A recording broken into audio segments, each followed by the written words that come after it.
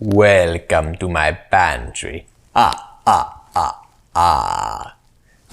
Okay, so let's talk pantry staples. Now, I'm not going to go into the full everything because you can tell there's a lot. Now, you don't have to have a pantry that has this much stuff in it to run a nice, delicious, successful kitchen.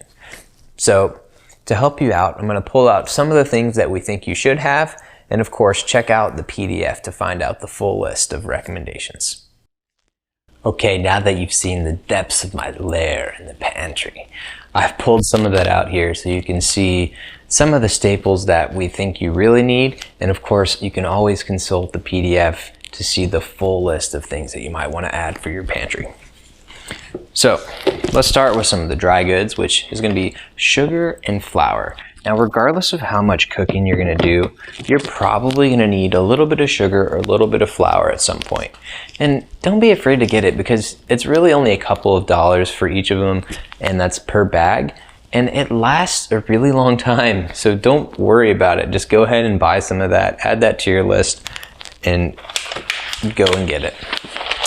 Now, these aren't necessarily requirements, but these make great building blocks for meals. We got pasta and rice here, and this rice actually you can cook completely in the microwave, which is a plus. Olive oil, and you may want to have some vegetable oil. You can obviously get avocado and flax and coconut and all those other kinds too if you want, but if you have to pick one, I'd say olive oil is the one. And then vinegar, this is some apple cider vinegar, but any kind of vinegar will do. You need something to add that brightness to your meals, something to get a little bit of that acidity, a little bit of that tartness. And if you want to have some kind of fancy container for your olive oil, do it. Now let's talk about spices. So of course you're going to need the important ones, salt and pepper. And if you buy nothing else, at least get salt and a pepper mill. But I would advise you to get at least a couple of other spices. And when it comes to the other spices, don't worry about having this huge cabinet filled with all of these different types of spices from all over the world. It doesn't matter that much. You don't need to have that wide of variety, but you at least want to have a couple so you can get those different flavors incorporated into your meals. Now, one of my go-tos with a lot of things, whether it be vegetables or chicken or beef or pork or whatever, a very simple spice combination that I've found is pretty good: salt, pepper, onion powder, and garlic powder. If you mix those four things together, it gives you a pretty solid combo, and I personally like to add a little bit of cayenne to that as well to give a little bit of spice.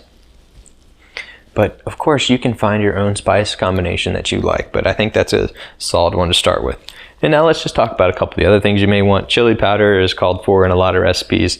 Paprika as well, and paprika not just for the flavor but also for the color. It's got this really rich red, reddish orangish color, which can transform foods and make them look a lot prettier. And it's very good for finishing things too. If you have a nice white mac and cheese and you sprinkle that on top, it makes it look that much better. And of course there's dried herbs as well, and here are three of the big ones: oregano, or some people like to say oregano, and rosemary and thyme. Those are three of the big hitters for herbs, and they are dried. So a lot of times you may realize that fresh herbs are going to give you a little bit more flavor, a little bit better flavor, but dried herbs always work too. And the best thing is they last for months, if not years. Then let's move over to some of our canned goods. So right here I've got some canned tomatoes. These are just some diced tomatoes. These are some fire roasted tomatoes, which give a little extra flavor. Made a delicious piece of sauce from this the other day. I really liked it. And this is something called Rotel. Now, coming from Texas, this is something we got to tell you about because it's diced tomatoes mixed with green chilies. Now, if you mix a can of this with some Velveeta, also known as liquid gold, which is a processed cheese, but it gives you a delicious cheesy queso dip, which tortilla chips just dive right into. Delicious. If you haven't tried it, you should try it because it is great, it's easy, and it's perfect for parties. And then there's some black beans, and of course you could buy the dried black beans just like you could with rice and things like that, but black beans is solid, another good staple to have, another good protein that can help build a solid meal without having to go to the store.